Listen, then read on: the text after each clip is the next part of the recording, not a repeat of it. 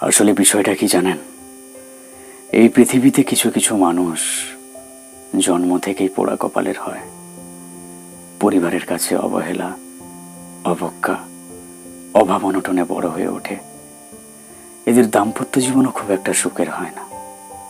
নিজের শখ, আহ্লাদ, চাওয়া পাওয়ার কোনো মূল্য এরা পায় না।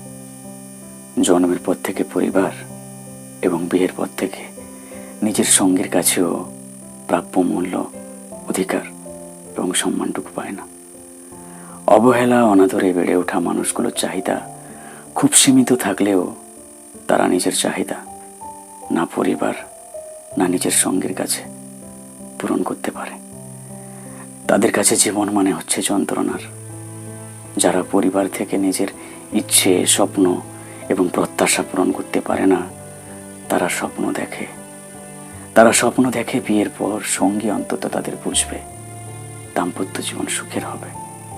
কিন্তু সেই স্বপ্ন যখন দুঃস্বপ্নে পরিণত হয়, তখন তারা জীবনের সব শখ, আহ্লাদ বিসর্জন দেয়।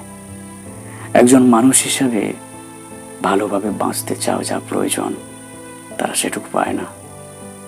আমৃত্যু, অভাববোধ আর ভালোবাসার সংকট নিয়ে তারা হতাশায় মুখ থুবড়ে পড়ে। একমাত্র উপরওয়ালা ছাড়া তাদের খোঁজ কেউ রাখে না।